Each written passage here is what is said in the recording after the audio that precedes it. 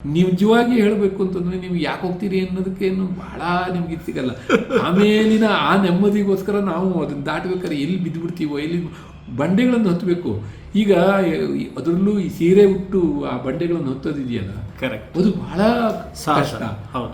ಇವ್ರನ್ನೆಲ್ಲ ಕರ್ಕೊಂಡು ನಾವು ಹೋಗ್ತಿದ್ವಿ. ಇಲ್ಲೆಲ್ಲರೂ ಕೈ ಬಿಡಿದ್ರೆ ಎಲ್ಲಿ ಹೋಗ್ಬೇಕು, ಏನಾಗಬೇಕು ಅನ್ನೋದು ಏನು ಗೊತ್ತಿಲ್ಲ ನಮಗೆ. ಹೊತ್ಕೊಂಡೆ ಹೋಗೋರು ಯಾರಿದ್ದಾರೆ ಗೊತ್ತಿಲ್ಲ, ನಾವು ಏನು ಟ್ರೀಟ್ಮೆಂಟ್ ಕೊಡ್ತೀವಿ ಗೊತ್ತಿಲ್ಲ. ಆದರೂ ಹೋಗಬೇಕು. ಯಾಕೆ ಹೋಗಬೇಕು ಗೊತ್ತಿಲ್ಲ.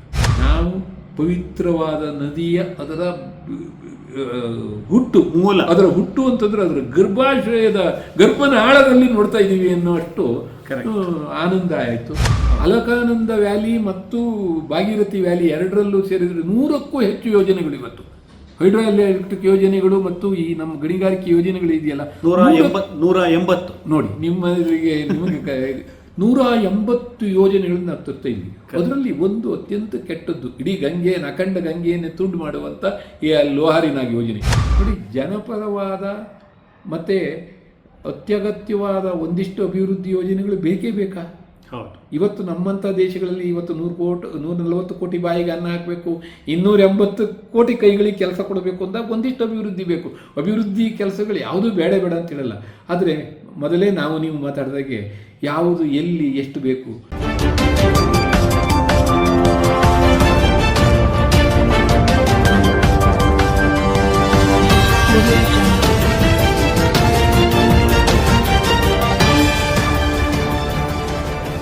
ಒಟ್ಟು ಗೋಮುಖ ಪ್ರವಾಸದಲ್ಲಿ ಒಂಥರ ಸಿಹಿ ಕೈಗಳ ಮಿಶ್ರಣ ಆಗೋಯ್ತು ಇದನ್ನು ನೋಡಿದಾಗ. ಆಮೇಲೆ ತೇರಿ ಡ್ಯಾಮ್ ಬಗ್ಗೆ ಪ್ರಸ್ತಾಪ ಬರುತ್ತೆ. ತೇರಿ ಡ್ಯಾಮ್ ಬರುವಾಗ ಕೂಡ ನೀವು ಅಲ್ಲಿ ಇದೇನಿತ್ತು, ತೇರಿ ಅತಿ ದೊಡ್ಡ ಅಣೆಕಟ್ಟು ಅನ್ನುವಂಥ ಹೆಗ್ಗಳಿಕೆಯ ಭಾರತದ ಪ್ರಪಂಚದಲ್ಲಿ 10ನೇ ಎತ್ತರದ ಡ್ಯಾಮ್, ಭಾರತದಲ್ಲಿ ಅತ್ಯಂತ ಎತ್ತರದ ಅಣೆಕಟ್ಟು. ದೆಹಲಿಯ 40 ಲಕ್ಷ ಜನಕ್ಕೆ, ಆ ಕಾಲದಲ್ಲಿ ದೆಹಲಿಯ 40 ಲಕ್ಷ ಜನಕ್ಕಲ್ಲದೆ ಬಹಳಷ್ಟು ಹಳ್ಳಿಗಳಿಗೆಲ್ಲ, ಪಟ್ಟಣ ನಗರಗಳಿಗೆ ನೀರು ಕೊಡುವಂಥದ್ದು, ಇಷ್ಟೆಲ್ಲ ವಿದ್ಯುತ್ ಬರೋವಂಥದ್ದು ಎಲ್ಲ ಸತ್ಯ ಅದು. ಆದರೆ ಹಿಮಾಲಯದಂಥ ಆಯಕಟ್ಟಿನ ಜಾಗದಲ್ಲಿ ಅಷ್ಟು ನೀರನ್ನು ಹೆಚ್ಚು ಕಮ್ಮಿ ಅದು ಆಲ್ಮೋಸ್ಟ್ ನಮ್ಮ ಲಿಂಗನಮಕ್ಕಿ ಹತ್ತತ್ರ, ಈ ಪೂರ್ತಿ ಲಿಂಗನಮಕ್ಕಿಯಲ್ಲಿ 140 TMC ಇರಬೇಕು, ನಮ್ಮದು 150 TMC. ಅದು ಅಷ್ಟು ನೀರನ್ನು ಒಂದು ಜಾಗದಲ್ಲಿ ಶೇಖರಿಸೋದ್ರಿಂದ ಈ ಟೆಕ್ಟಾನಿಕ್ ಪ್ಲೇಟ್ ಮೊದಲೇ ಸಡಿಲವಾಗಿರುವಂಥದ್ದು ಏನಾಗ್ಬಿಡುತ್ತೋ ಅನ್ನೋ ಅಂತ ಆತಂಕ ಇತ್ತು. ಈಗ ವಾದ ಮಾಡೋಕ್ಕೆ ಹೇಳ್ಬೋದು ಇಷ್ಟು ವರ್ಷ ಆಯಿತು ಏನೂ ಆಗಿಲ್ಲ ಅಂತೇಳಿ, ಅದು ಬೇರೆ. ಈಗ ನಾನು ನಿನ್ನೆ ತನಕ ಆಸ್ಪತ್ರೆಗೆ ಹೋಗಲಿಲ್ಲ ಅಂತಂದ್ರೆ ಈಗ ನಿಮ್ಮ ಹತ್ರ ಮಾತಾಡ್ತಾನೆ ಆಸ್ಪತ್ರೆಗೆ ಹೋಗಾಗ ಆಗ್ಬೋದು, ಆಗಲ್ಲ ಅನ್ನೋದೇನಿಲ್ಲ, ಅಲ್ಲ ಅದು ಬೇರೆ ವಿಷಯ ಹೇಳಿದ್ದೆ ನಾನು. ಏನು ಅಂದರೆ ಅಪಾಯಗಳನ್ನು ನೋಡಿ ಆ ಧಾರಣಾ ಸಾಮರ್ಥ್ಯ, ಆ ಜಾಗದ ಪರಿಸರದ ಪಾರಿಸಾರಿಕ ಸೂಕ್ಷ್ಮತೆಗಳನ್ನು ನೋಡಿ ಮಾಡಬೇಕು ಅನ್ನೋದು ಬಿಟ್ಟರೆ ಈ ಗೋಮುಖದಲ್ಲಿ. ಹಾಗಾಗಿಯೇ ನಾನು ಈ ನನ್ನ ಪುಸ್ತಕಕ್ಕೆ ಏನು ಮಾಡಿದೆ ಅಂತಂದರೆ, ಕರಗಿ ಹೋಗುವ ಮುನ್ನ ಕಣ್ತುಂಬಿಕೊಳ್ಳೋಣ ಅಂತೇಳಿ. ಎರಡು, ನೀವೊಂದು ಬೇರೆ ಅರ್ಥನೂ ಹೇಳಿದ್ರಿ. ನಾವು ಕರಗಿ ಹೋಗೋದು ಆಗ್ಬೋದು, ಅದು ಕರಗಿ ಹೋಗುವ ಮುನ್ನ ಇಲ್ಲ. ಬಹುಶಃ ಕವಿಗಳ ಇದನ್ನು ಓದಿದಾಗ ಓದುಗರಿಗೆ 10 ಹೊಳವುಗಳು ಹುಡ್ತಾವಂತೆ. ಬಹುಶಃ ನಾನು ಯೋಚನೆ ಮಾಡಿದ್ದು ನಮ್ಮ ಜೀವನ ಕರಗಿ ಹೋಗೋದಕ್ಕಿಂತ ಮುಂಚೆ. ಖಂಡಿತ ಹೌದು. ಆದರೆ ನಾವು ಅದನ್ನ ಅಲ್ಲಿ ಲೆಹರಿನಾಗ್ನ ಅಲ್ಲಿ ನಿಲ್ಲಿಸಿದ್ರು. ಬಹುಶಃ ಕನ್ಕ್ಲೂಷನ್ ಮಾಡಿ GD ಅಗರ್ವಾಲ್ ಮಾಡಿದ್ರಲ್ಲ, ಅದು NTPC ಅವರು 650 ಕೋಟಿ ರೂಪಾಯಿಗಳನ್ನು ಖರ್ಚು ಮಾಡಿದ ನಂತರವೂ, ಸುಪ್ರೀಂ ಕೋರ್ಟ್ ಅದಕ್ಕೆ ತಡೆ ಕೊಟ್ಟ ನಂತರವೂ ರಾಜ್ಯ ಸರ್ಕಾರ ಮತ್ತು ಕೇಂದ್ರ ಸರ್ಕಾರಗಳ ಈ ನಾಟಕ, ಅವರ ಎದುರಿಗೆ ಒಪ್ಪಿಕೊಂಡು ಸಹಿ ಹಾಕೋದು, ಆಮೇಲೆ ಅದನ್ನು ಬೇರೆ ಕಾರಣ ಕೊಟ್ಟು ಧಿಕ್ಕರಿಸೋದು, ಇದೆಲ್ಲ ಮಾಡಿದ್ರು. ಕೊನೆಗೂ ಆ ಯೋಜನೆ ಆಗಲಿಲ್ಲ ಅಂತ ಒಂದು ಯೋಜನೆಯನ್ನು ದುಡ್ಡು ಖರ್ಚು ಮಾಡಿಯೂ ಉಳಿಸ್ಬಿಟ್ರು ಅಂತಂದ್ರೆ ಅದೇನೋ ದೊಡ್ಡ ಸಾಧನೆಗಾಗಿ ಹೇಳಲ್ಲ ನಾನು. ಆದರೆ ಭಾಗೀರಥಿ ಅಖಂಡವಾಗಿ ಹರಿಯುವಂಥ ಭಾಗ್ಯ ಸಿಕ್ತು ನಮಗೆ. ನಮಗೊಂದೇನಿತ್ತು ಅಂತಂದರೆ, ಈ ನದಿಗಳನ್ನು ನಾವು ಇದನ್ನು ಸರಸ್ವತಿ ನದಿಯನ್ನು ಅಂಬಿತಮೆ ನದಿ ತಮೆ ಅಂತ ಹೇಳ್ತಾ ನೀನು ಪ್ರಸರಣ ಪರ್ವತದಿಂದ ಹಿಡಿದು ಸಾಗರದವರೆಗೆ ತಡೆಯಿಲ್ಲದೆ ಹರಿತೀಯ ಅನ್ನುವಂಥ ಹೊಗಳಿಕೆಯಿಂದ ನದಿ ಸ್ತುತಿಯನ್ನು ಮಾಡಿದವರು ನಾವು. ಹಾಗಾಗಿ ಯಾವ್ದಾದ್ರು ನದಿ ಎಷ್ಟು ಬಳಕೆ ಮಾಡ್ಕೊಂಡು ನೋಡಿಲ್ಲ, ಅದು ಬತ್ತಿ ಹೋಗದೆ ಇರೋಷ್ಟಾರು ಇರಲಿ ಕೊನೆ ಪಕ್ಷ. ಆ್ಯಂಡ್ ಮೋರೋವರ್ ನದಿಯ ಡೆಫಿನಿಷನ್ ನಾದ ಇತಿಹಿ ನದಿ. ನಾದ ಅಂದ್ರೆ ಜುಳು ನಿನಾದ, ಅದು ಯಾವಾಗ ಅಂದ್ರೆ ನಿರಂತರವಾದ ಹರಿವು ಇರಬೇಕಲ್ಲ. ಹರಿವು ಇಲ್ಲದೆ ಇದ್ದಾಗ ಆಗಬಾರದು. ನಮ್ಮ ಕೊನೆಯ ಪಕ್ಷ ನಾನು ಹೇಳ್ತಿರೋದು, ಒಂದು ಮಗು ಹುಟ್ಟಿದರೆ ಅದು ತನ್ನ ಪೂರ್ಣಾಯುಷ್ಯವನ್ನು ಕಳಿಬೇಕು. ಒಂದು ನದಿ ಹುಟ್ಟಿದರೆ ಅದು ಸಮುದ್ರ ತನಕ ಹೋಗ್ತಾ ಇರಬೇಕು, ಹರಿತಾ ಇರಬೇಕು. ಒಂದು ಪರ್ವತ ಇದ್ದರೆ ಅದು ಮುಕ್ಕಾಗಬಾರ್ದು. ಬೆಂಗಳೂರಿನ ಸುತ್ತಮುತ್ತಲ ಇದ್ದ ಹಾಗೆ ಬೆಟ್ಟಗಳು ಇವತ್ತು ನೋಡಿದ್ದು ಇನ್ನೊಂದು 2 ವರ್ಷದ ನಂತರ ಇಲ್ಲದೇ ಇಲ್ಲ ಅನ್ನಂಗೆ ಕಲ್ಲಗಳಾಗೋದು ಖಾಲಿ ಆಗೋದು, ಈ ಥರ ಆಗಬಾರ್ದು. ಅದರದರ ಅಸ್ತಿತ್ವವನ್ನು ಅದನ್ನು ಕೊಡುತ್ತಾಣ, ಬಳಸ್ಕೊಳ್ಳೋಣ, ಏನನ್ನು ಬರುತ್ತೋ ಅದನ್ನು ಬಳಸ್ಕೊಳ್ಳೋಣ ಅಂತೇಳಿ. ಹಾಗಾಗಿ ನಂದು ಯಾವಾಗಲೂ ಹೇಳೋ ಸ್ಟೇಟ್ಮೆಂಟ್ ಹೇಳಿ ನಮ್ಮ ನಂಬಿಕೆ, ನಾನು ಹೇಳೋ ಸ್ಟೇಟ್ಮೆಂಟ್ ಅನ್ನೋದು ದೊಡ್ಡ ಅಹಂಕಾರ. ಅದು ನಮ್ಮೂರಲ್ಲೆಲ್ಲ ಮಾಡ್ತಾರಲ್ಲ, ದನ ಕರಿಬೇಕಾದ್ರೆ 4 ಮೊಲೆ ಕಡಿಬೇಡ್ರಪ್ಪ, ಒಂದು ಕರುವಿಗೆ ಒಂದು ಮೊಲೆ ಉಳಿಸಿ 3 ಮೊಲೆ ಕಳೆ, ಎಷ್ಟು ಹಾಲು ಬರುತ್ತೋ ಅಷ್ಟು ಕಳ್ಕೊಳ್ಳಿ, ಒಂದನ್ನು ಅದಕ್ಕೆ ಬೂಡಿಸಿ ಅಂತೇಳಿ. ಒಂದು ನದಿಯನ್ನು ಅಷ್ಟೇ, ಕೊನೆ ಪಕ್ಷ ಅದೊಂದು ಸಮುದ್ರಕ್ಕೊಂದಿಷ್ಟು ನೀರು ಹರಿಯುವಷ್ಟು ಉಳಿಸೋಣ ಅನ್ನುವ ಕಾರಣದಿಂದ ಈ ಗಂಗೆಯನ್ನು ನೀವು ಒಂದು ಪ್ರಾರಂಭದಲ್ಲಿ ಒಂದು ಮಾತು ಹೇಳಿದ್ರಿ, ಅದನ್ನು ಕನ್ಕ್ಲೂಡ್ ಮಾಡ್ಬಿಡ್ತೀನಿ ನಾನು. ಏನು ಅಂತಂದರೆ, ಗಂಗೆ ಆರಂಭದಿಂದ ಅಂತ್ಯದವರೆಗೂ ನೋಡಿದ್ದು. ಖಂಡಿತವಾಗಿಯೂ ನನಗೇನಾಯಿತು ಅಂತಂದರೆ, ಮಾನಸರವರ ನೋಡಿದ್ವಿ, ನಮ್ಮ ಪೌರಾಣಿಕ ನಂಬಿಕೆ ಪ್ರಕಾರ ಗಂಗೆ ಹುಟ್ಟಿರೋದು. ಆಮೇಲೆ ಜಿಯಾಗ್ರಫಿಕಲ್ ಆಗಿ ಗೋಮುಖದಲ್ಲಿ ಹುಟ್ಟಿದ್ದು. ನಮ್ಮ ಹೆಚ್ಚು ಕಡಿಮೆ ನಮ್ಮ ಇತ್ತೀಚಿನ ನಂಬಿಕೆಗಳ ಪ್ರಕಾರ ಗಂಗೋತ್ರಿ ಹುಟ್ಟಿದ್ದು. ಅಲ್ಲಿಂದ ಬಂದು ಇಲ್ಲಿ ಇದು ಯಾವುದೋ ದೇವಪ್ರಯಾಗದಿಂದ ಈಚೆಗೆ ಅಲಕಾನಂದದ ಮೂಲ ಅಲ್ಲಿ ಯಾವ್ದು ಹೇಳಿ, ಬದ್ರಿಯಿಂದ ಮೇಲೆ ಮಾನದಿಂದ ಮೇಲೆ ಮುಂದೆ ಅಲ್ಲಿಂದ 2 ನದಿ ಕೂಡ ದೇವಪ್ರಯಾಗದಿಂದ ಋಷಿಕೇಶದಿಂದ ಹರಿದ್ವಾರದಿಂದ ಬೈಲಿ ಬಿತ್ತು ಗಂಗೆ. ಅಲ್ಲಿಂದ ರುದ್ರಪ್ರಯಾಗದಲ್ಲಿ ಮಂದಾಕಿನಿ ಮತ್ತು ಅಲಕಾನಂದ, ಅದು 5 ಪ್ರಯಾಗಗಳು ಎಲ್ಲ ಬರುತ್ತೆ. ಈ ಕಡೆನೂ ಅಷ್ಟೇ, ಅದೇ ತರ ನಮ್ಮ ಭಾಗೀರಥಿಗೂ ಬೇರೆ ಬೇರೆ ಸೇರ್ಕೊಂಡು ದೇವಪ್ರಯಾಗದಲ್ಲಿ ಸೇರಿ ಅಲ್ಲಿಂದ ಮುಂದೆ ಹೋಗಿ ನಾವು ಮತ್ತೆ ತ್ರಿವೇಣಿ ಸಂಗಮ ಪ್ರಯಾಗರಾಜಿಗೆ ಬಂದು ಪ್ರಯಾಗರಾಜದಿಂದ ಮಾಡಿ ಕೊನೆಗೆ ಕಪಿಲಮುನಿ ಆಶ್ರಮ ಇದೆಯಲ್ಲ, ಗಂಗಾಸಾಗರಕ್ಕೆ ಸೇರುವ ಆ ಜಾಗವನ್ನು ನಾನು ನನ್ನ ಶ್ರೀಮತಿ ಜೊತೆಗೆ ಹೋಗಿ ನೋಡ್ಕೊಂಬಂದೆ. ಇದನ್ನೆಲ್ಲ ನೋಡ್ತಾ ಅಲ್ಲಿ ಬಹಳ ವಿಶೇಷ ಏನು ಅಂತಂದರೆ, ಗಂಗಾ ನದಿ ಯಾಕೆ ಕೊಡ್ತು, ಕಪಿಲಮುನಿ ಸಾಗರನ ಮಕ್ಕಳಿಗೆ ಶಾಪ ಕೊಟ್ಟು ಇದನ್ನು ಮಾಡಿರೋದ್ರಿಂದ ಅವರ ಪಿತೃಕಾರ್ಯ ಮಾಡಲಿಕ್ಕೆ ನೀರಿಗೆ ಗಂಗೆ ಬಂದು ಗಂಗೆಯ ಮೂಲಕ ತರ್ಪಣ ಕೊಟ್ಟರೆ ಆಗುತ್ತೆ ಅನ್ನೋ ಕಾರಣದಿಂದ ಭಗೀರಥ ತಪಸ್ಸು ಮಾಡಿ ಗಂಗೆ ಒಲ್ದಿದ್ದು, ಆಮೇಲಿನ ಕಥೆಗಳೆಲ್ಲ ಸೇರಿ ಅದು ಸಮುದ್ರ ಸೇರಿ ಸಾಗರ ಅಂತ ಆಗಿದ್ದು, ಸಮುದ್ರ ಆಗಿದ್ದೆ ಅದರಿಂದ ಅಂತ ನಮ್ಮ ನಂಬಿಕೆ. ಅಲ್ಲಿಂದ ಅಲ್ಲಿಯ ತನಕ ನೋಡುವಂಥ ಭಾಗ್ಯ ಸಿಕ್ತು, ನೋಡಿದ್ವಿ. ಮತ್ತೆ ಬಹಳ ಸಂತೋಷದ ವಿಚಾರ ಎಂದು ಅಲ್ಲಿಂದ ಅಲ್ಲಿಯ ತನಕ ಹರಿಯೋದನ್ನು ನೋಡಿದ್ದೀವಿ ನಾವು. ನಮ್ಮ ಮಕ್ಕಳಿಗೆಲ್ಲ ಆ ಭಾಗ್ಯ ಸಿಗುತ್ತೋ ಇಲ್ವೋ ಗೊತ್ತಿಲ್ಲ. ಯಾಕೆಂದ್ರೆ ಯಾವಾಗ ಲವಾರಿನಾಗ ನಿಂತ ಮಾತ್ರಕ್ಕೆ ಯಾವತ್ತು ನಮ್ಮ ಅಭಿವೃದ್ಧಿ ಆಕಾಂಕ್ಷೆ, ಅದು ಒಂಥರ ರಾಕ್ಷಸಿ ಮಹತ್ವಾಕಾಂಕ್ಷೆ ಇವತ್ತಿನ ನಮ್ಮ ಇದು, ಅದು ಯಾವತ್ತು ಯಾವುದನ್ನು ಬಲಿ ತೆಗೆದುಕೊಳ್ಳುತ್ತೋ ಗೊತ್ತಿಲ್ಲ. ಹಾಗೇನಾದರೂ ಆಗಿದ್ರೆ ನೋಡೋಕ್ಕೆ ಚಾನ್ಸ್ ಇರಲ್ಲ. ಆದರೆ ನಮ್ಮ ಭಾಗ್ಯ ನಮಗೆ ಅವು 2 ನದಿಗಳು ಅಲಕಾನಂದದಿಂದ ಹಿಡಿದು ಅಲಕಾನಂದದ ಆರಂಭದಿಂದ ಭಾಗೀರಥಿಯ ಆರಂಭದಿಂದ ಇದರವರೆಗೆ ಕಪಿಲಮುನಿ ಆಶ್ರಮದವರಿಗೆ, ಅದು ಸಮುದ್ರ ಸೇರುವವರೆಗೆ ಉದ್ದಕ್ಕೂ ನೋಡುವಂಥ ಭಾಗ್ಯ ಸಿಕ್ತು. ಜೊತೆಗೆ ಗಂಗೆಯ ಪೌರಾಣಿಕ ಅದರ ಪಾರಂಪರಿಕವಾದ ಚರಿತ್ರೆಯ ಜೊತೆಗೆ ಬ್ರಿಟಿಷರು ಅದರ ಬಗ್ಗೆ ಆಸಕ್ತಿ ತಗೊಂಡಿದ್ದು, ಅವರು ಅದರ ಮೂಲವನ್ನು ಹುಡುಕೋದಕ್ಕೆ ಪ್ರಯತ್ನ ಮಾಡಿದ್ದು. ಸರ್ವೆ ನಿಮ್ಮ ಇನ್ನೊಂದು ಪುಸ್ತಕದಕ್ಕೆ ದಾಟ್ತಾ ಇದ್ದೀರಿ ನೀವು. ಅಲ್ಲ, ನಾನು ಅದನ್ನು ಹೇಳಲ್ಲ ಅದ್ರ ಬಗ್ಗೆ, ಆದರೆ ಅದನ್ನು ಅದರ ಬಗ್ಗೆ ಸ್ವಲ್ಪ ಪ್ರಸ್ತಾಪ ಮಾಡಿ. ಸರ್ವೆ ಮಾಡಿದ್ದಿದೆ ನೋಡಿ ಆ ಜಾಗಗಳನ್ನೆಲ್ಲವ. ಬ್ರಿಟಿಷರು ಆವಾಗಲೂ ನೀವು ಇದೇ ಮಾತನ್ನು ಹೇಳ್ತೀರಿ, ಬ್ರಿಟಿಷರು ಮಾಡಿದಂಥ 100 ಕೆಟ್ಟ ಕೆಲಸದ ನಡುವೆ 10 ಒಳ್ಳೆ ಕೆಲಸವನ್ನು ಸಹ ನೆನೆಯಬೇಕು ಅನ್ನೋ ಮಾತನ್ನ ಪುಸ್ತಕ ಬಿಡುಗಡೆ ಸಮಾರಂಭದಲ್ಲಿ ನೀವು ಹೇಳಿದ್ರಿ, ನಾನು ನೆನಪಿದೆ ನನಗಿನ್ನು. ಜೊತೆಗೆ ಏನು ಗೊತ್ತಾ, ಬಹುಶಃ ಪ್ರಮೇಯ ಬಿಡ್ತೀವ್ರೆ. ಒಂದು ನಾವು ತಿಳ್ಕೋಬೇಕಾಗಿದ್ದು, ನಮಗೆ ಆ ಥರ ಶೋಧಿಸುವ ಕಮಿಟೆಡ್ ಆಗಿ ಬದ್ಧತೆಯಿಂದ ಒಂದು ಮೂಲವನ್ನು ಶೋಧಿಸಬೇಕು ಅನ್ನುವಂಥದ್ದು, ಅಥವಾ ಒಂದು ಪ್ರಕರಣವನ್ನು ಇತ್ಯರ್ಥ ಮಾಡಬೇಕು. ನಮ್ಮ ಎದುರಿಗಿರುವ ಒಂದು ಸಂಗತಿಯನ್ನು ಅದನ್ನು ಒಡೆದು ಫೈನಲ್ ನಾವು ಹೇಳ್ತೀವಲ್ಲ, ತಾರ್ಕಿಕ ಅಂತ್ಯ ಕೊಡೋದು, ತಾರ್ಕಿಕ ಅಂತ್ಯ ಕೊಡುವಂಥ ಗುಣ ನಮಗಿಂತ ಅವರಲ್ಲಿ ಜಾಸ್ತಿ ಇದೆ ಬ್ರಿಟಿಷರಲ್ಲಿ. ಜೊತೆಗೆ ಅದನ್ನು ಬದ್ಧತೆಯಿಂದ ಅವರು ಮಾಡ್ತಾರೆ. ಪ್ರಾಯಶಃ ಬ್ರಿಟಿಷರಲ್ಲಿ ಹೋದ್ರೆ ಹಿಮಾಲಯದ ಸರ್ವೇನೇ ಆಗ್ತಿರ್ಲಿಲ್ಲ, ಬಹಳ ಕಷ್ಟ ಆಗ್ತಿತ್ತು. ಇವತ್ತು ನಮಗೆ ಬೆಂಗಳೂರಿನ ರಾಜ ಕಾಲುವೆನೇ ಸರ್ವೆ ಮಾಡೋಕ್ಕಾಗದೇ ಇರುವಂಥ ನಮ್ಮ ವ್ಯವಸ್ಥೆಗೆ ನಾನು ಟೀಕೆ ಮಾಡ್ತೀನಿ ಅಂತಲ್ಲ, ಹಗುರವಾದ ಮಾತು. ಎಕ್ಸಾಕ್ಟ್ಲಿ ಸತ್ಯ ಏನು ಅಂತಂದರೆ, ಎಲ್ಲೋ ಒಂದು ಕಡೆ ಇವತ್ತಿನ ಒತ್ತಡಗಳು, ನಮ್ಮ ಒಳಗಿನ ಆಸೆ ಆಮಿಷಗಳು, ಕಾರಣಾಂತರಗಳಿಂದ ಅಥವಾ ನಮ್ಮ ಸೋಮಾರಿತನವು, ನಮಗೆ ಬದ್ಧತೆ ಇಲ್ಲದೆ ಇರೋದು, ಈ ಎಲ್ಲ ಕಾರಣಗಳಿಂದ ನಾವು ನಮ್ಮ ಊರನ್ನೇ ಸರ್ವೆ ಮಾಡ್ಕೊಳಕ್ಕಾಗದೇ ಇರೋರು ಏನು ಹೇಳ್ತೀರಿ, ನಮ್ಮಲ್ಲಿ ಗಾದೆ ಹತ್ತಕ್ಕೆ ಇರೋ ಬೆಟ್ಟ ಹತ್ತಾನ ಅಂತಾರೆ. ಅಟ್ಟನೇ ಹತ್ತೇ ಇರೋದು ನಾವು ಆ ಹಿಮಾಲಯದ ಬೆಟ್ಟ ಹತ್ತಕ್ಕೆ ಸಾಧ್ಯ ಆಗ್ತಿತ್ತ? ಯಾವುದ್ರಿ ಅಂಡ್ ತಂತ್ರಜ್ಞಾನ ಅಷ್ಟು ಹಿಂದುಳಿದಂತ ಸಂದರ್ಭದಲ್ಲಿ K1 K2 ಅಂತ ಮೌಂಟೈನ್ಗಳನ್ನು ಆ ಕಾಲದಲ್ಲಿ ಟ್ರಿಗ್ನಮ್ಯಾಟಿಕ್ ನಮ್ದು ಕಾರ್ಗಿಲಲ್ಲಿ ನಾವು ಹೇಳ್ತಿದ್ವಿ, ನೀವು ಯುದ್ಧದ ಸಂದರ್ಭದಲ್ಲಿ ವರದಿಗಳಲ್ಲೆಲ್ಲ ನೀವು ಹೇಳ್ಬೋದು K1 ವಶಪಡಿಸಿಕೊಂಡ್ರು K2 ಅನ್ನುವಂಥದ್ದು ಕಾರಕೋರಂ ಶ್ರೇಣಿಗಳು, ಪರ್ವತ ಶ್ರೇಣಿಗಳಿದೆಯಲ್ಲ, ಅದನ್ನು ಕಂಡುಹಿಡಿದಿರುವುದೇ ದೊಡ್ಡ ಕತೆ. ಮಾಂಟೆಮೊರಿ ಅದನ್ನು ಫಸ್ಟು ಇಲ್ಲಿ ಇವತ್ತು ನಾನು ನನ್ನ ಶ್ರುತಿ ಭಯ ಆಗುತ್ತೇನೆ ಈ ಇವತ್ತಿನ ಕಂಡೀಷನಲ್ಲಿ ಅಂತ ಹೇಳಕ್ಕೆ. ನಾವು ಅದೇನೋ ಅವತ್ತು ಹುಮ್ಮಸ್ಸಲ್ಲಿ ನಾವು ಕಾಶ್ಮೀರಕ್ಕೆ ಹೋಗಿದ್ದಲ್ಲೂ ಆ ಇದರ ಪರ್ವತಕ್ಕೆ ಹೋಗಿರಬೇಕು, ನಂದಕೋಲ್ ಶಿಬಿರದ ಹತ್ರ ಮಾಂಟೆಮೊರಿ ಎಲ್ಲಿ ಶಿಬಿರ ಹಾಕಿದ್ನೋ ಅಲ್ಲೇ ಶಿಬಿರ ಹಾಕೋಬೇಕು ಅಂತೇಳಿ ಅಲ್ಲೂ ಹೋಗಿ ನಾವೇ ಹೋಗ್ಬಿಟ್ವಲ್ಲ ಅವಾಗ, ಈಗಿನ ಹಾಗೆ ಏನಾರು ಆಗ್ಬಿಟ್ಟಿದೆ ಅನ್ನೋಕ್ಕಿಂತ. ಮತ್ತೆ ಒಂದು ನಿಜ ನನಗೆ ಈಗ ಕೂಡ ಅನಿಸುತ್ತೆ, ನಾವು ಹೋದಾಗ ಆ ಥರದ ಅಪಾಯಗಳು ಇರಲಿಲ್ಲ. ನಮ್ಮ ಅದೃಷ್ಟ ನನ್ನದು ಒಂದೇ ಅಲ್ಲ, ಆ ಕಾಲದಲ್ಲಿ ಆ ಥರದ್ದು. ನಾವು ವಾಪಸ್ ಬಂದು ಒಂದು ತಿಂಗಳಿಗೆ ಅದ್ಯಾರೋ ಡಾಕ್ಟರ್ನ ಶ್ರೀನಗರದಲ್ಲಿ ಇದು ಮಾಡಿದ್ರು ಬಂತು, ಅದು ಬೇರೆ ವಿಚಾರ. ಆದರೆ ಅಲ್ಲಿಂದ ಅವರು ಆ ಕಾಲದಲ್ಲಿ ಕಾಶ್ಮೀರಕ್ಕೊಂದು ರಸ್ತೆ ಸರಿಯಾಗಿ ಇಲ್ದಿರೋ ಕಾಲದಲ್ಲಿ ಅವರು ಇಡೀ ಕಾಶ್ಮೀರದಿಂದ ಇದು ಅಲ್ಲಿಂದ ಡಾರ್ಜಿಲಿಂಗ್ನಿಂದ ಎವರೆಸ್ಟನ್ನು ಕಂಡಿಡ್ದಿದ್ದು ಅಂದರೆ ನಮಗೊಂದು ಪ್ರಶ್ನೆ ಬರುತ್ತೆ. ಎಲ್ಲರೂ ಅದನ್ನು ಭಾಳ ಮಾತಾಡ್ತೀವಿ, ಅದೇ ನೀರ್ಲಿಲ್ವ ಅವರೇನು ಕಂಡಿಡ್ದಿದ್ದು ಅಂತ. ಆದರೆ ಯಾವುದೋ ಒಂದು ವಸ್ತು ಯಾವುದೋ ಒಂದು ಜಾಗದಲ್ಲಿ ಇದೆ ಅನ್ನೋದನ್ನು ಅದರ ಅಳತೆ ಸಮೇತ ಹೇಳೋದಕ್ಕೆ ಒಂದು ವೈಶಿಷ್ಟ್ಯ ಇದೆ.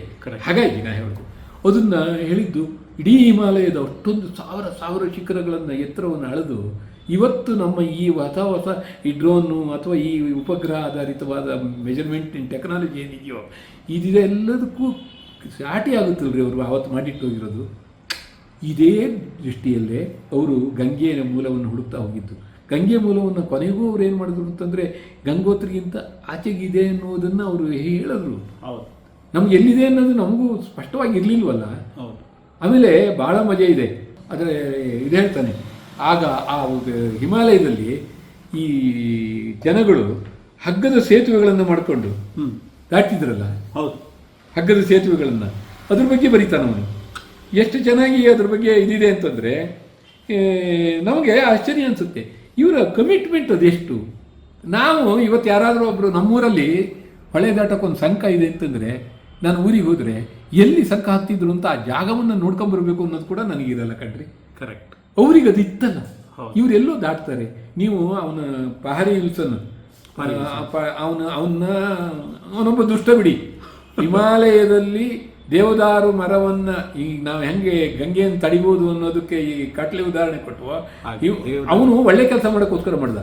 ಇವನು ಸ್ವಂತ ಲಾಭಕ್ಕಾಗಿ ದೇವದಾರು ಮರವನ್ನು ಕಡಿದು ಭಾರತೀಯ ರೈಲ್ವೆಗೆ ಅಲ್ಲಿಂದ ಸಪ್ಲೈ ಮಾಡಿ ಎರಡನೇ ಮಹಾಯುದ್ಧದ ಸಂದರ್ಭದಲ್ಲಿ ಮಾಡಿ ಅವನು ಇದನ್ನು ಮಾಡಿಬಿಟ್ನಲ್ಲ, ರೈಲ್ವೆ ಟ್ರ್ಯಾಕ್ ಮಾಡಲಿಕ್ಕೆ ಅವನು ಪೂರ್ಣ ಅದೇ ದೇವದಾರು ಮರಗಳನ್ನು ಕಡಿಯುವಂಥ ಒಂದು ಕೆಟ್ಟ ಪರಂಪರೆಯನ್ನು ಹುಟ್ಟಾಕ್ಬಿಟ್ಟ ಅವನು. ಎರಡನೇ ಮಹಾಯುದ್ಧಕ್ಕಿಂತ ಮೊದಲು ಅದು. ಆಮೇಲೆ ಬಹಳ ಮಜಾ ಏನು ಅಂತಂದರೆ ಅವನು ಪಾಡಿ ವಿಲ್ಸನ್ ತಪ್ಪಿಸ್ಕೊಂಡು ಹೋಗಿರುವಂಥ ಬ್ರಿಟಿಷ್ ಸೈನಿಕ ಅಲ್ಲೋದ, ಏನೇನೋ ಗೋಲ್ಮಾಲ್ ಮಾಡ್ದ, ಬೆಳೆದ, ಶ್ರೀಮಂತ ಆದ. ಪಾಡಿ ವಿಲ್ಸನ್ ಅಂತ ಇದನ್ನು ಹೆಸರು ತಗೊಂಡ, ಎಲ್ಲ ಮಾಡಿದ್ದೆಲ್ಲ ಹೋದವನು. ಎಲ್ಲ ಮಾಡಿ ಅವನ ಆಸ್ತಿ ಏನಿದೆಯೋ ಅವನು ಈ ಕಾಡು ಕಡಿಯುವ, ಆಮೇಲೆ ಪ್ರಾಣಿಗಳನ್ನು ಕೊಂಬಿಗಾಗಿ ಮತ್ತು ಅದರ ಉತ್ಪನ್ನಕ್ಕಾಗಿ ಬೇಟೆಯಾಡೋದು, ಮಾಂಸಕ್ಕಾಗಿ ಅಲ್ಲ. ನಮ್ಮವರು ಬೇಟೆಯಾಡ್ತಿದ್ರು ಮೊದಲು, ಯಾವುದಕ್ಕೆ ಅವರು ಹೊಟ್ಟೆಪಾಡಿಗಾಗಿ. ಆದರೂ ಅದನ್ನು ಲಾಭಕ್ಕಾಗಿ ಬೇಟೆಯಾಡೋದನ್ನೆಲ್ಲ ಕಲಿಸಿ ಅವನು ಒಂಥರ ಈ ಒಂದು ಪ್ರತಿ ತೇರಿ ಮಹಾರಾಜನಿಗೆ ಒಂದು ಪ್ರತಿ ಮಹಾರಾಜ ಆಗಿ ಮೆರೆದ್ಬಿಟ್ಟ ಅಲ್ಲಿ. ಕರೆಕ್ಟ್. ಅವರಿಗೆಲ್ಲ ಹೋಲಿಸಿದಾಗ ನಮ್ಮ ಕಟ್ಲೆ ಮಾಷೆ ಭಾಳ ಗ್ರೇಟ್, ದೊಡ್ಡವನು ಅಂತ. ಖಂಡಿತ ಇವನು ಹಾಕಿರೋದು ಒಂದು ಸತ್ಪರಂಪರೆ. ಈಗ KRS ನಾವು ಬೈತೀವನ್ರಿ, KRS ಯಾಕೆಂದರೆ ಅನ್ನ ಕೊಡ್ತಾ ಇದೆ, ನಾವು ಬೈಯಲ್ಲ. ಆ ಥರದ್ದೊಂದಿಷ್ಟು ನಮಗೆ ಅಣೆಕಟ್ಟುಗಳು ಬೇಕು. ಎಲ್ಲದನ್ನೂ ನಾವೇನು ವಿರೋಧ ಮಾಡಲ್ಲ, ನಾವೇನು ಪ್ರಗತಿಯ ವಿರೋಧಿಗಳಲ್ಲ.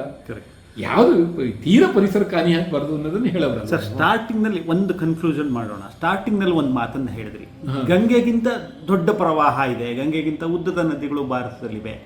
ಆದರೂ ಗಂಗೆಗೆ ನಮಗೆ ಇವತ್ತು ಅತ್ಯಂತ ಹೆಚ್ಚಿನ ಮತ್ತು ಪ್ರಥಮ ಸ್ಥಾನಮಾನ ಭಾರತೀಯ ನಂಬಿಕೆಗಳಲ್ಲಿ. ನೀವು ಗಂಗೆ ಮೊದಲಿಂದ ಕೊನೆಯವರೆಗೆ ಹೋದ್ರಿ, ಯಾಕೆ ಅಂತ ಅನಿಸುತ್ತೆ ಸರ್? ನೀವು ಗಂಗೆಯನ್ನು ನೋಡಿದಾಗ ನಿಮಗೆ ಅದು ಯಾಕೆ ಅಷ್ಟೊಂದು ಪವಿತ್ರ, ಅಥವಾ ಅದರ ಬಗೆಗಿನ ಭಾವನೆ ಯಾಕೆ ಅಷ್ಟೊಂದು ಮೌಲಿಕವಾಗಿದೆ ಅಂತ ಅನಿಸುತ್ತೆ? The story of lost river ಓದಿದ್ದೀರ ನೀವು? ಕರೆಕ್ಟ್. ಅದು ನಮಗೆ ನಾವು ನಮ್ಮ ಪರಂಪರೆ ಮೊದಲು ಸರಸ್ವತಿ ನದಿಯನ್ನು ಕಳ್ಕೊಂಡ್ಬಿಡ್ತು. ಯಾಕೆ? ಅದು ಈ ಟೆಕ್ಟಾನಿಕ್ ಪ್ಲೇಟ್ಸ್ ನಾವೇನು ಹೇಳಿದ್ವು, ಇದರ ವ್ಯತ್ಯಾಸಗಳಿಂದಾಗಿ ಸಟ್ಲಜ್ ನದಿ ಹೋಗಿ ಸಿಂಧೂ ಸೇರುವ ಮೂಲಕ ಆ ಸರಸ್ವತಿ ನದಿಯ ಹರಿವು ತುಂಡಾಗಿ ಅದು ನಿಧಾನವಾಗಿ ಮಹಾಭಾರತದ ಮಹಾಕ್ಷಾಮವು ಕಾರಣ ಆಯಿತು. ಅದು ಮಹಾಭಾರತದ ಕೊನೆಯ ಹಂತದಲ್ಲೇ ಬರುತ್ತೆ. ಅದು ಸರಸ್ವತಿ ಆಯಿತು, ಸರೋವರಗಳ ಮಾಲೆ ಆಗೋಯ್ತು. ಅದು ಸರಸ್ವತಿ ಸರಸ್ವತಿ ನದಿ ಅಂಬಿತಮೆ ಎಲ್ಲ ಅತ್ಯುತ್ತಮವಾದ ಆ ದೊಡ್ಡ ನದಿ, ಎಲ್ಲ ನಮ್ಮ ಇಡೀ ಭಾರತೀಯ ಪರಂಪರೆ ಹುಟ್ಟಿ ಬೆಳೆದಿರುವಂಥ ಅದಕ್ಕೆ ಕಾರಣವಾದಂಥ ಆ ನದಿಯನ್ನು ಕಳ್ಕೊಂಡ ನಮ್ಮವರಿಗೆ ಅಲ್ಲಿ ಬದುಕಕ್ಕೆ ಆಗಲಿಲ್ಲ. ಯಾಕೆಂದರೆ ಇವತ್ತಿನ ರಾಜಸ್ಥಾನ ಇದೆಯಲ್ಲ, ಆ ರಾಜಸ್ಥಾನ ಹರಿಯಾಣದ ಆ ಭಾಗದಲ್ಲಿ ಎಲ್ಲ ಇದಾದಾಗ ಅವರು ಪೂರ್ವಕ್ಕೆ ಬರೋಕ್ಕೆ ಶುರು ಮಾಡಿದ್ರು. ಪೂರ್ವಕ್ಕೆ ನದಿಗೆ ಬಂದಾಗ ಅವರಿಗೆ ದೊಡ್ಡದಾದ ಗಂಗಾ ನದಿಯ ಬಯಲು ಸಿಕ್ತು. ಆ ಗಂಗಾ ನದಿಯ ಬಯಲಲ್ಲೂ ಬದುಕು ಕಟ್ಕೊಂಡು ಇವತ್ತು ಕೂಡ ಗಂಗಾ ನದಿಯ ಬಯಲಿದೆಯಲ್ಲ, ಅದು ಪ್ರಪಂಚದಲ್ಲೇ ಒಂದು ಅತ್ಯಂತ ಹೆಚ್ಚು ಜನಸಂಖ್ಯೆಯನ್ನು ಪೋಷಣೆ ಮಾಡುತ್ತಿರುವಂಥ ಒಂದು ಬಯಲು ಸಮೃದ್ಧವಾದ ಬಯಲು ಪ್ರದೇಶ ಅದು. ಆ ಬಯಲು ಪ್ರದೇಶದಲ್ಲಿ ಯಾರಿಗಾದ್ರೂ ನಮ್ಮ ಕೊನೆಗೆ ಯಾರನ್ನ ಆತ್ಯಂತಿಕವಾಗಿ ಗೌರವಿಸ್ತೀವಿ ಅಂತಂದರೆ ನಮಗೆ ಅನ್ನ ಕೊಟ್ಟವರಿಗೆ, ನಮಗೆ ಆಶ್ರಯ ಕೊಟ್ಟವರಿಗೆ. ಹಾಗಾಗಿ ಇಡೀ ಜನಕ್ಕೆ ಏನಾಗ್ಬಿಡ್ತು ಅಂತಂದರೆ ಅಲ್ಲಿಂದ ನಾವು ಗೋವಾ ಬಂದ್ವಲ್ಲ, ಹರಿದ್ವಾರದಿಂದ ನೀವು ಬರ್ತಾ ನೀವು ದೆಹಲಿಯನ್ನು ಸೇರಿದ ಹಾಗೆ ನೀವು ಇಡೀ ಉತ್ತರ ಭಾರತದ ಗಂಗಾ ಜಾಲ, ಆ ನದಿ ಜಾಲಗಳ ಇಡೀ ಬಯಲಿಗೆ ಆಧಾರವಾಗಿದ್ದವರಿಗೆಲ್ಲ ಕಂಡಿದ್ದು ಗಂಗೆ. ಅದು ದೇವತೆಯಾಗಿ ಕಾಣಿಸ್ತು, ಅದು ತಾಯಿಯಾಗಿ ಕಾಣಿಸ್ತು, ತಮ್ಮ ಪೋಷಕಿಯಾಗಿ ಕಾಣಿಸ್ತು ಅವರಿಗೆ. ಹಾಗಾಗಿ ನೋಡಿ, ಅಲ್ಲಿ ಗಂಗೆ ನದಿಯಲ್ಲಿ ನೀವು ಒಂದು ಇದಿದೆ ಇವ್ರದ್ದು BBC ಅವ್ರದ್ದು ಒಂದು ಗ್ಯಾಂಜಸ್ ಡಾಕ್ಯುಮೆಂಟ್ರಿ. ಆ ಡಾಕ್ಯುಮೆಂಟ್ರಿಯನ್ನು ನೋಡಿದಾಗ ನಿಮ್ಗೆ ಗೊತ್ತಾಗುತ್ತೆ. ಅಂದರೆ ಬೇಕಾದಷ್ಟು ಜನ ಅದರ ಅಧ್ಯಯನ ಮಾಡಿ ಬರೆದವರು ಇದ್ದಾರೆ. ಅದು ನಮಗೆ ಎಷ್ಟು ಜೀವ ವೈವಿಧ್ಯಗಳಿಗೆ ಆ ಗಂಗೆ ಆಶ್ರಯ ನೀಡಿದೆ.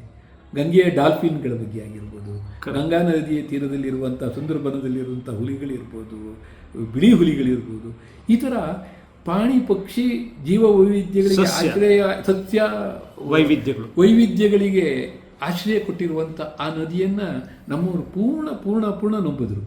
ಹಾಗಾಗಿ ನಮಗೆ ನಾವು ನೀವು ಮನೆಯಲ್ಲಿ ಇಲ್ಲಿ ಕಾರ್ಯಕ್ರಮ ಮಾಡ್ತೀವಿ ಅಂದರೆ ನಮ್ಮೆಲ್ಲರಿಗೂ ಗೊತ್ತಿದೆ ಅದು ನಾವು ತರೋದು ಗಂಗೆ ಅಲ್ಲ, ಆದರೆ ಅದನ್ನು ಗಂಗೆ ಅಂತ ಹೇಳ್ತೀವಿ ನಾವು, ಅದನ್ನು ಪರಿಭಾವಿಸ್ತೀವಿ ಹಾಗೆ ಅಂತ. ಗಂಗೆ ಯಮುನೆ ಚೈವ ಗೋದಾವರಿ ಸರಸ್ವತಿ ಎಲ್ಲ ನದಿಗಳ ಪುಣ್ಯನೂ ಅದರಲ್ಲಿ ಇದೆ ಅಂತೀವಿ. ಯಾಕೆ ಹೇಳ್ತೀವಿ ಅಂತಂದರೆ, ನಾವು ಇಲ್ಲಿ ಯಾವುದೋ ಒಂದು ಕೆರೆ ಕಟ್ಟಿದ್ರು ಒಂದು ಜಾನಪದ ಕಥೆಯಲ್ಲಿ ಕೂಡ ಅದ್ರ ಭಾಗೀರಥಿನೇ ಕರೆಕ್ಟ್. ಯಾಕೆ ಭಾಗೀರಥಿ ಅಂದರೆ ನಮಗೆಲ್ಲ ಅದೇ ಭಾಗೀರಥಿ, ನಾವು ಅಲ್ಲಿಂದ ಬಂದಿರೋದು, ನಾವು ಕಂಡಿರೋದು. ನಮಗೆ ತಾಯಿ ಅಂತಂದರೆ ನಮಗೆ ಗಂಗೆ, ಆ ಭಾಗೀರಥಿ, ಅವಳನ್ನೇ ಪರಿಭಾವಿಸ್ತೀವಿ ನಾವು ಸ್ನಾನ ಮಾಡುವಾಗ ಅದೇ ಗಂಗೆ ಅಂತೀವಿ, ನಾವು ಆಚರಣೆ ಮಾಡುವಾಗ ಅದೇ ಗಂಗೆ ಅಂತೀವಿ, ಸಾಯುವಾಗ ನೀರು ಬಿಡೋದು ಅದೇ ಗಂಗೆಯನ್ನು ನಾವು ಇಡೀ ಬದುಕನ್ನು ಗಂಗೆಯ ಮೂಲಕ ಕಟ್ಕೊಂಡು ಬಿಟ್ಟಿದ್ದೀವಿ. ಅದು ನನಗೆ ಇಡೀ ಗಂಗೆಯ ಉದ್ದಕ್ಕೂ ನೋಡಿದಾಗ ತ್ರಿವೇಣಿ ಸಂಗಮದಲ್ಲಿ ಸ್ನಾನ ಮಾಡುವ ಮೂಲಕ ಈ ಕುಂಭಮೇಳದಲ್ಲಿ ಇಷ್ಟೆಲ್ಲ ಜನ ಯಾಕೆ ಹೋದರು?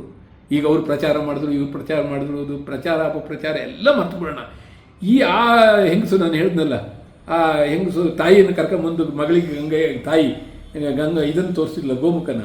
ಆ ಥರ ಇಲ್ಲಿ ಎಷ್ಟು ಜನರಿ ನಮ್ಮ ಜೀವನದಲ್ಲಿ ನಿನ್ನ ಉದ್ದೇಶ ಏನು ಅಂತಂದರೆ, ಯಾವನೋ ಒಬ್ಬ ಸ್ವಲ್ಪ ದುಡ್ಡಾಯಿತು ಅಂದರೆ ನಮ್ಮ ಅಪ್ಪನಿಗೆ ಒಂದು ಕಾಶಿ ಕರ್ಕೊಂಡು ಹೋಗ್ಬರ್ಬೇಕು ಅನ್ನೋಂಥದ್ದು ಇದು ಇರೋದು.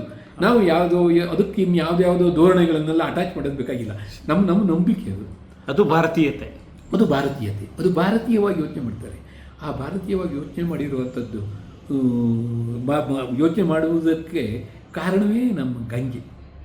ಹಾಗಾಗಿ ಇವತ್ತು ನಮಗೆ ಇಡೀ ಗಂಗಾ ನದಿಯ ಹುಟ್ಟಿನಿಂದ ಸಮುದ್ರ ಸೇರುವ ತನಕ ಗಂಗೆಯ ಜೊತೆಯಲ್ಲೇ ನೀವು ಹೊರದಾಗ ನಿಮ್ಮ ಮನಸ್ಸು ಒಂಥರ ಪ್ರಫುಲ್ಲಿತವಾಗಿ ಇರುತ್ತೆ, ಒಂದು ನೆಮ್ಮದಿಯಿಂದ ಇರುತ್ತೆ. ಯಾಕೆಂದರೆ ನಾವು ಹೇಗಾಗ್ಬಿಡ್ತೀವಿ ಅಂತಂದರೆ, ಗಂಗಾ ನದಿ ತೀರದಲ್ಲಿ ಹೋಗ್ತಾ ಇರ್ಬೇಕಾದ್ರೆ ತಾಯಿಯ ಕೈ ಹಿಡ್ಕೊಂಡು ಸಂತೆಗೆ ಹೋಗುವಂಥ ಮಗು, ಅಥವಾ ಸಂತೆಗೆ ಅನ್ನೋದಕ್ಕಿಂತ ದೇವಸ್ಥಾನಕ್ಕೆ ನೋಡಬೇಕಾದ್ರೆ ದೇವಸ್ಥಾನಕ್ಕೆ ಹೋಗುವಂಥ ಮಗು, ನಮ್ಗೆ ಧೈರ್ಯ, ಗಂಗೆ ತಾಯಿ ಇದ್ದಾಳೆ ಅಂತ ತಿಳ್ಕೊಂಡು ಅವಳು ಕೈ ಕೊಡವಲ್ಲ, ನಮ್ಗೆ ಗೊತ್ತಿದೆ.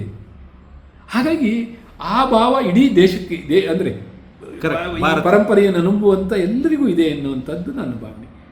ಅದು ಇಡೀ ಹಾಗಾಗಿ ಗಂಗೆ ಅಂತಂದರೆ ನಮ್ಮ ಪರಂಪರೆಯ ಹರಿವು, ನಮ್ಮ ಭಾವದ ಹರಿವು. ಅದಕ್ಕೆ ಮೊದಲು ನಾನು ಹೇಳಿದ್ನಲ್ಲ, ಗಂಗೆ ನಮ್ಮ ನೆಲದಲ್ಲಿ ಹರಿತಾ ಇಲ್ಲ, ನಮ್ಮ ಎದೆಯಲ್ಲಿ ಹರಿತಿದ್ದಾಳೆ. Thank you very much sir. ಅದ್ಭುತವಾದಂಥ ಒಂದು ಸಂವಾದವನ್ನು ನಡೆಸಿದ್ದೀವಿ. ಬಹುಶಃ ಮೂರು ಹಗಲು ಮೂರು ರಾತ್ರಿ ಕೂತ್ಕೊಂಡು ನಿಮ್ಮ ಹತ್ರ ಮಾತಾಡಿದ್ರು ಗಂಗೆಯ ಬಗ್ಗೆ, ಗಂಗೆಯ ಸ್ರೋತ ಹೇಗೆ ಮುಗಿಯೋದಿಲ್ವೋ ಹಾಗೆ ನಿಮ್ಮ ಜ್ಞಾನ ಮುಗಿಯೋದಿಲ್ಲ. ಹೆಸರುವಾಸಿಗೆ ಅದ್ಭುತವಾದಂಥ ಮಾಹಿತಿಯನ್ನು ಕಟ್ಟಿಕೊಟ್ಟವರು. ಆ್ಯಂಡ್ ಗಂಗೆಯ ಹೊರತಾಗಿಯೂ ನಿಮ್ಮಲ್ಲಿ ಸಾಕಷ್ಟು ಜ್ಞಾನ ಇದೆ. ಮತ್ತೊಮ್ಮೆ ನಮ್ಮ ಓದುಗರಿಗೆ ಇದು ಸಿಗಲಿ, ಮತ್ತೊಮ್ಮೆ ಸಂದರ್ಶನ ಆಗುವಂಥ ಅವಕಾಶ ಸಿಗಲಿ ಅಂತ ಹೇಳ್ತೇನೆ. ನಮಸ್ಕಾರ ಸರ್. ನಮಸ್ಕಾರ. ನಿಮಗೂ ತುಂಬ ಧನ್ಯವಾದಗಳು.